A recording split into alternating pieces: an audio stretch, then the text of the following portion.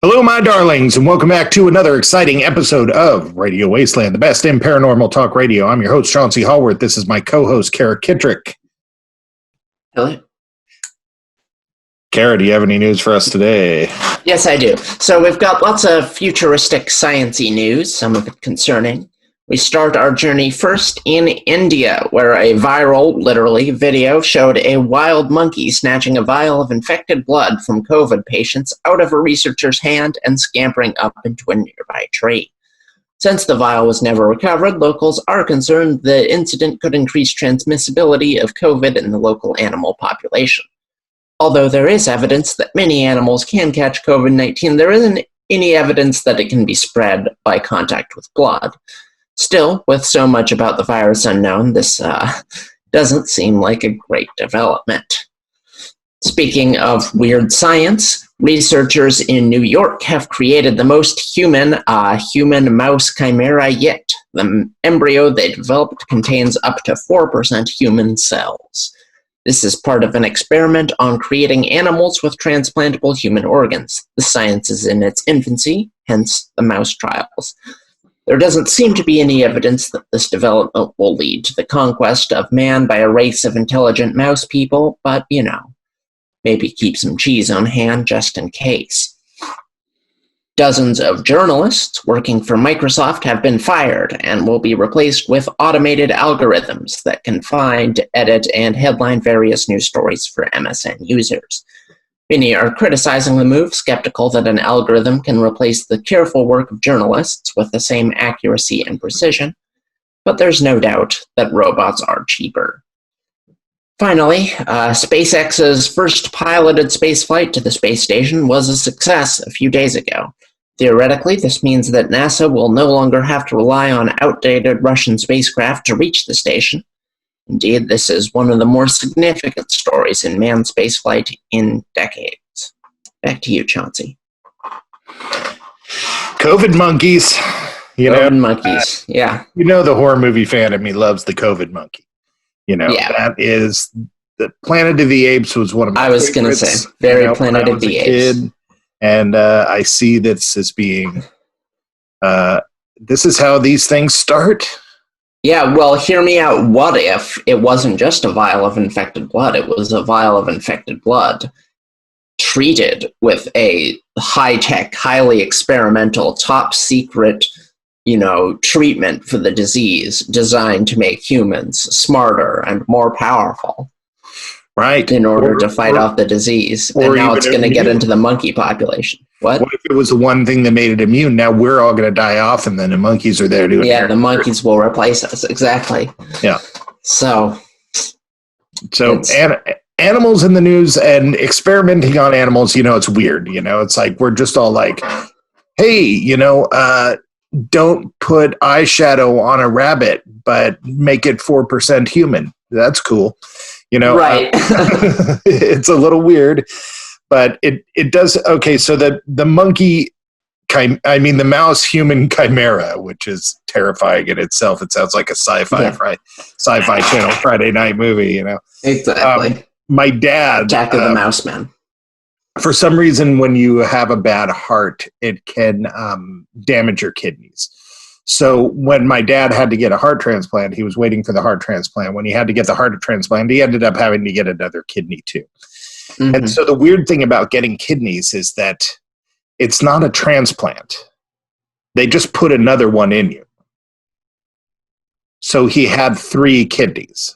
Isn't that what it... Oh, I see. So they don't take anything out. They just... Right, yeah. Well, I guess it's still a transplant, but it's not it's not an exchange, Right. So when you were telling me this, I'm just all like, whoa, man, why mice? Am I going to get like a transplant of like a thing of teeny kidney? Yeah, it's going to be like a thing of grapes. I'm going to get like 1,200 mouse kidneys put in.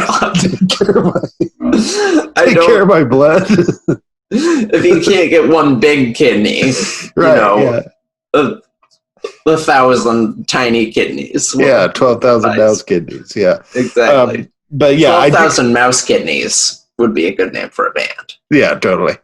I do think it's weird though that, just experimenting with animals, the fact that you're doing blood research around monkeys, that's so foreign to me, but I understand that other countries exist. So I guess we got to say, well, at least India was testing. Yeah, well, monkeys are like squirrels in India, I think. Yeah. It's just everywhere. It's so weird to me. I've really only ever been one place where there were monkeys on the side of the road, and that was going up in the mountains of Japan. There was like monkeys eating melons in the snow on the side of the road, and it's definitely foreign to me because it is kind of a strange concept for Westerners because they're like tiny people. Yeah. So the idea that they're just running around and people are sharing their space with them, it's like, no, that's someone. Like right over there, they're just all that monkey stole the blood, and we're all sitting here going, over here we put little clothes on those things. Weird. It's weird.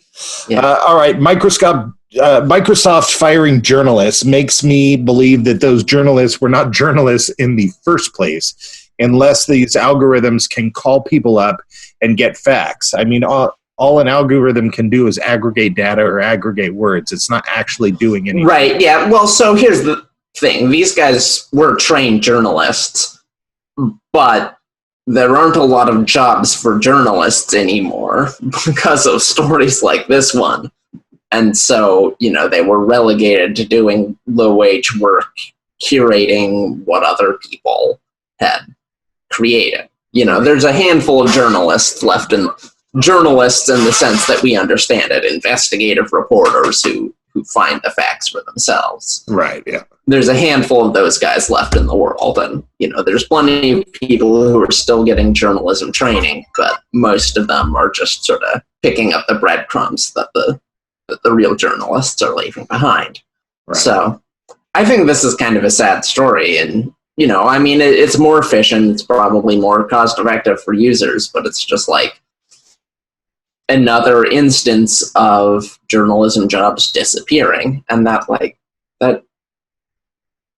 journalism actually does do a vital function for society. Like it does. They tell us what is true and what is false, and they find that does, stuff out for themselves. So it's like you have to understand that there are two reasons why jobs go away. Yeah, one is that a machine is now doing it for you. Sure. And the other is nobody wants it anymore.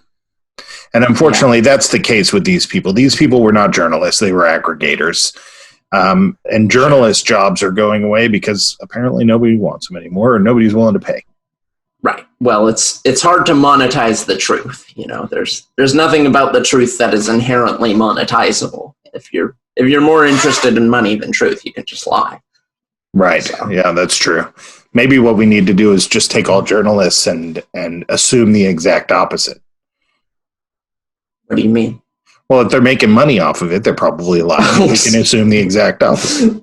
Okay, well, we'll call that Plan B for now. Right. They need to write that algorithm. I think it might be good to have some, independently funded journalism in this country that is non-profit, but I agree. I do. And then SpaceX. One can dream. And then SpaceX I find really inspiring. I assume you do. Yeah, it's cool. I'm all about getting into space. I have mixed feelings, actually. But I do too, because regardless of people's view of socialism, capitalism, free market, and stuff like that, I don't think we're at a point in technological, military, financial, anything where the free market should be outdoing NASA on space. I think when it comes to science and exploration, we should be funding this as a group. And so that part's a little depressing to me, but at least we're there. Yeah, that's my feeling. I'm happy that developments are happening in manned space flight. I'm unhappy that we've had to reinvent the wheel through privatization because we refuse to fund these agencies, which in the past have done amazing work. Right. And so, and I don't know I think that there are certain levels of scientific understanding that should be pursued from the get-go with an idea that nobody owns this. Yes. I think I don't know. I think well, you get what I'm uncomfortable with the involvement of private organization with for-profit organizations, right? Yeah, with space, because I think we're still at the point in our history in space flight that we can afford to shape how humanity in space is going to be, and I think that should reflect our highest ideals. And I think, I don't know, for many people, seeking money is the highest ideal, but I don't. I don't agree with that. I saw Blade Runner. I saw how the Tyrell Corporation treated Roy Batty, man. This is exactly. Roy Batty deserved better. Yeah, he saw attack ships off the shoulder of Orion. Yeah, what were attack ships doing off the shoulder of Orion? Orion is a peaceful system. I'm guessing Tyrell Corporation put him there, though. Yeah, exactly. See, this is what happens. This is what happens when you trust SpaceX. All right, well, let's talk more about space after the break, because our guest tonight is one Sir. He's been knighted. He's been on so much. William Poland. We're going to be talking about the Pentagon admission that the Navy UFO releases are real. So come back, and we'll see how we all feel about that. You're listening to Radio Wasteland.